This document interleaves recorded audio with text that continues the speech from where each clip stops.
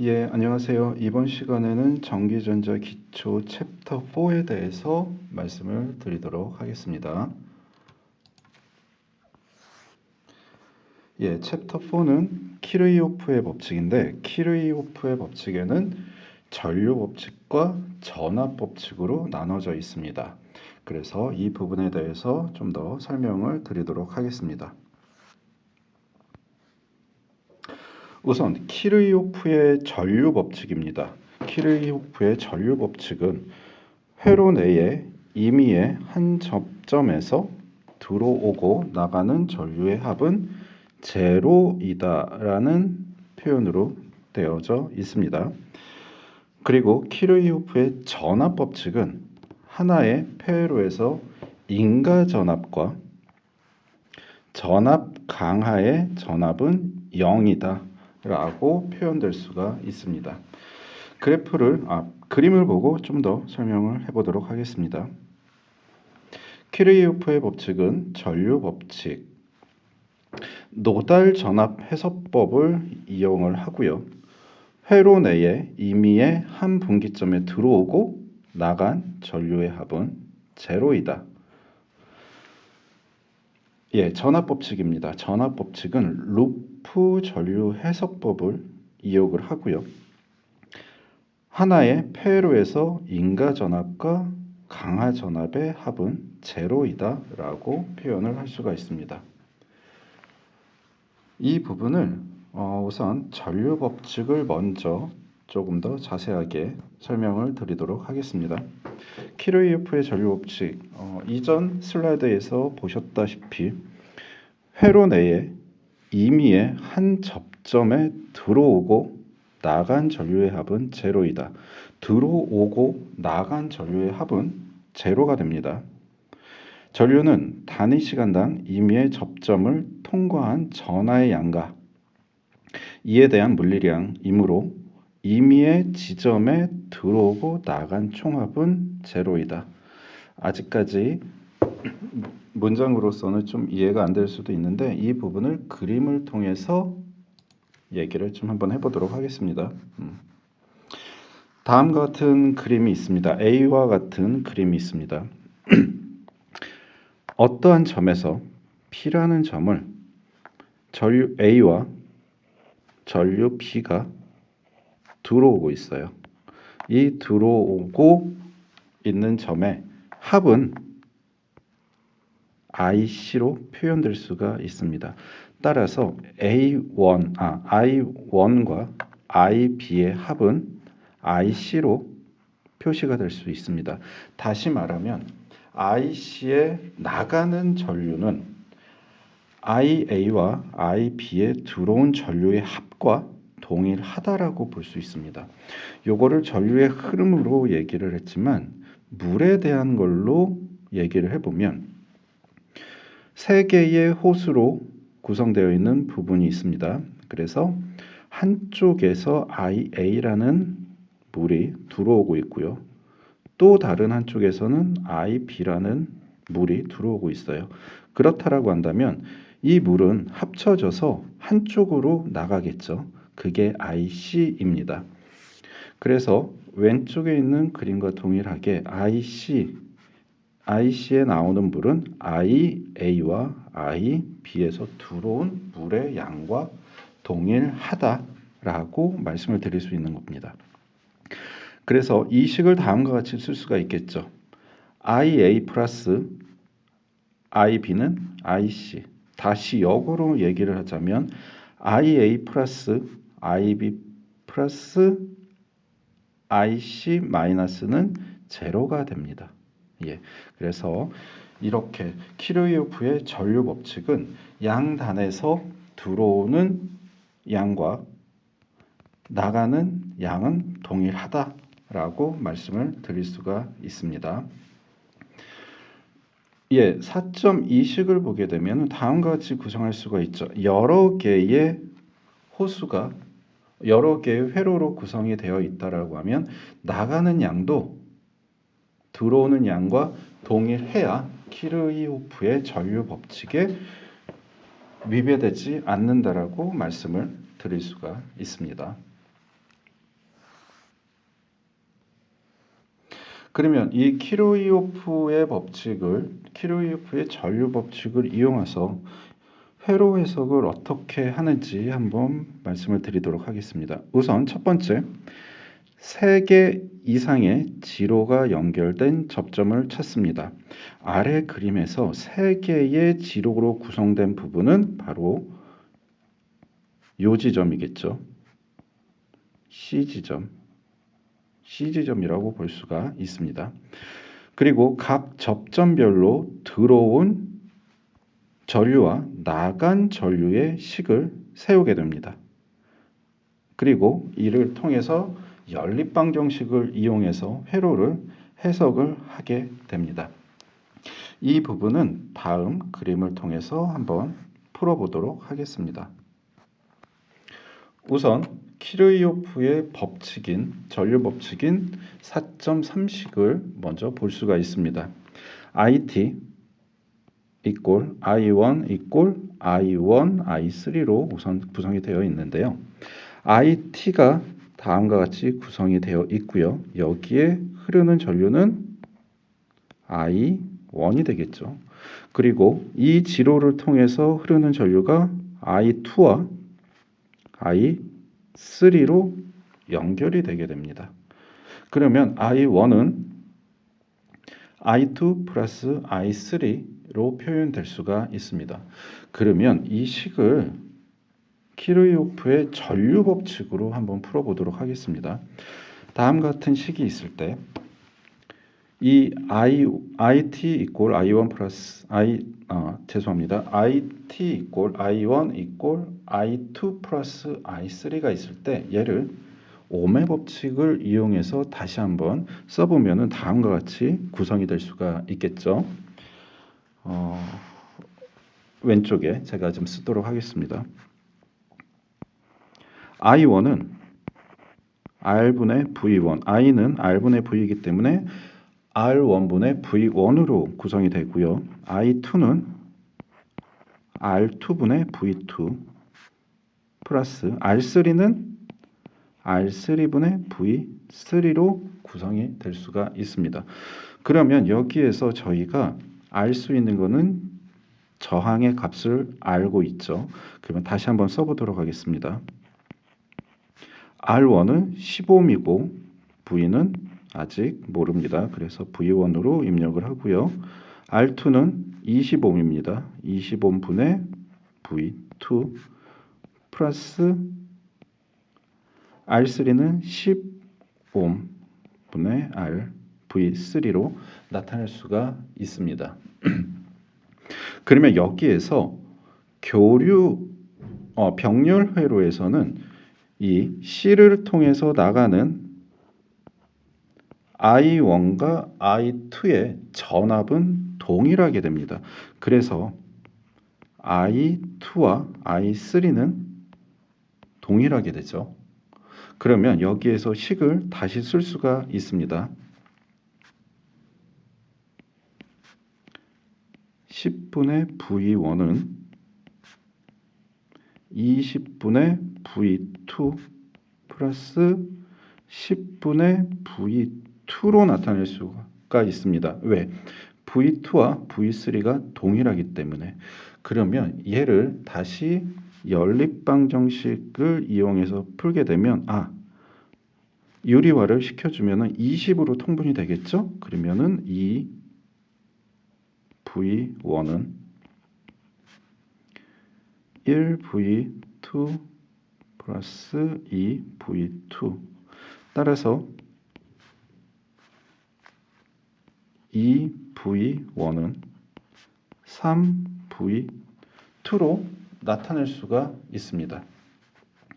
여기까지 우리가 계산을 했고요. 다시 오른쪽 상단으로 해서 좀 더 풀어보도록 하겠습니다. 전압의 특성을 이용한 방정식으로 정의를 해보면 여기에서 전체 전압은 50V로 구성이 되어 있습니다. 이 전압은 V1 플러스 V2 플러스 V3로 얘기될 수가 있고요. 여기에서 V2와 V3는 동일하기 때문에 50V는 V1과 V2에 각각 인가된다라는 것을 확인할 수가 있습니다. 그러면 이 식을 통해서 다음 식을 또 유도할 수가 있겠죠. 이 V1은 3 곱하기 50 마이너스 V1으로 유도가 될 수가 있습니다. 그렇게 해서 이 식을 풀어보게 되면은 이 V1은 150 마이너스 3V1 그러면 각각 이항시켜주고 계산을 해보면 최종적으로 5V1은 150이라는 수치가 나오죠. 그러면 V1은 30V가 되고요. 여기에서 V2하고 V3는 같기 때문에 각각 V2는 20V, V3도 20V가 되게 됩니다. 그러면 이렇게 전압을 구했습니다. 우선 저희 회로에서는 저항을 알고 있기 때문에 전류를 각각 구할 수가 있겠죠. 그렇다라고 하면 전류는 I는 좀 위에다 좀 쓰겠습니다.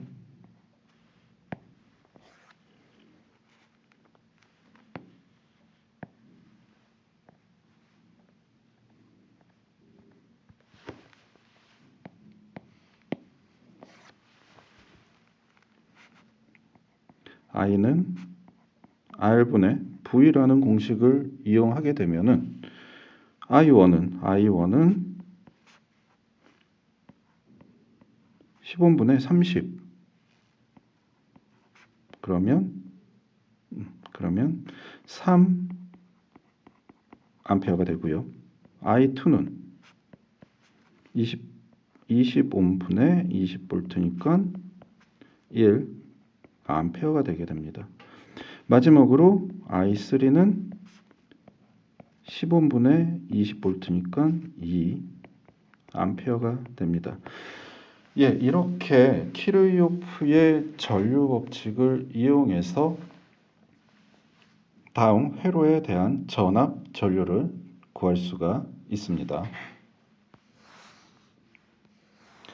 그러면 정리를 한번 해보도록 하겠습니다. 키르요프 전류 법칙을 이용한 회로 해석법에 있어서는 우선 3개 이상의 접점으로 키르요프의 전류 법칙을 이용하여 전류의 흐름에 대해 식을 만들고요. 전류에 대한 식을 ohm의 법칙을 이용하여 전압과 저항의 식으로 변경한다. 전류를 전압과 저항의 식으로 변경한다입니다. I는 R분의 V로 변경을 한다. 이때 저항값은 알고 있으므로 식은 전압에 대한 식으로 정리가 되고요. 전압과 전류의 직병렬 회로에서 특징과 인과 전압과 관계를 이용하여 앞서 만든 식에 정리를 해서 회로의 전압을 구하면 됩니다. 인과 전압과 앞서 구한 전압과 각 전압과의 관계식을 정리하여 나머지 전압을 구하고 모든 저항에서 전압을 구했으면 ohm의 법칙을 이용해 전류를 구하면 된다. 이게 키르이호프의 전류 법칙입니다. 예제 4.1 그림 4-4 키르요프의 전류 법칙을 이용하여 이 회로를 해석하려 한다. 각 저항의 전압과 전류를 구하라. 한번 풀어보도록 하겠습니다. 여기에서 우선은 R1과 R2는 직렬로 되어 있고요. 그리고 R3와 R4는 병렬로 구성이 되어 있네요. 그러면은 식을 다음과 같이 쓸 수가 있겠죠. I V1, I2는 직렬로 되어 있고 여기에 I3 플러스 I4로 구성을 할 수가 있습니다. 그러면은 얘를 다시 옴의 법칙을 이용해서 전압대 전류로 한번 표현을 해보면 0.5kg 플러스 0.5kg분의 VI2가 되고요. 얘는 I3에 대한 부분 1kΩ분의 V3 플러스 1kΩ분의 V4로 다시 나타낼 수가 있습니다. 그러면은 얘를 다시 쓰게 되면은 1kΩ분의 V1, 2는 직렬로 구성이 되어 있고 1kΩ분의 2V3로 구성이 될 수가 있습니다. 여기에서 이 V3로 구성이 되는 것은 V3와 V4의 전압이 같기 때문에 이렇게 구성이 될 수가 있는 겁니다. 그래서 다음과 같은 식이 도출이 된 거고요. 이어가지고 여기에서 VT나 다른 값을 좀 구해 보도록 하겠습니다. 여기에서 VT를 구하게 되면 VT는 V1, 2 플러스 V3, 4로 나타낼 수가 있고요. 얘는 다시 V3와 V4는 동일하기 때문에 V1, 2 플러스 V3로 나타낼 수가 있습니다. 그럼 여기에서 전체 전압은 저희가 1.5V로 알고 있는 상황입니다. 그렇게 된다고 한다면 다시 이 식을 쓰게 되면은 1.5V는 직렬인 V12 플러스 2분의 1 V3가 되죠. 왜? V3 같은 경우에는 V3와 4가 병렬로 구성이 되어 있기 때문에 2분의 1로 구성을 할 수가 있습니다. 그렇게 된다면 여기에서 계산을 해보게 되면은 V1은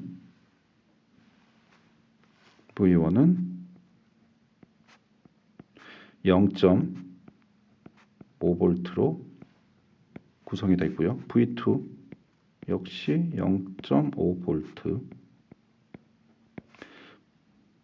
V3도 계산을 하게 되면은 V3도 0.5V가 나타나게 됩니다.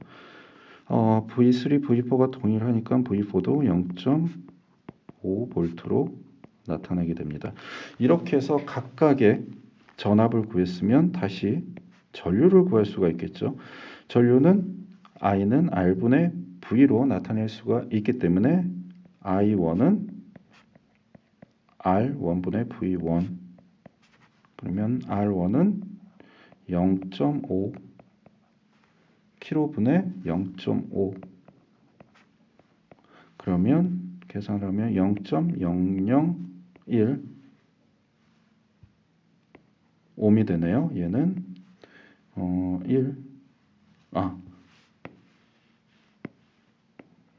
5옴이 아니고 암페어네요.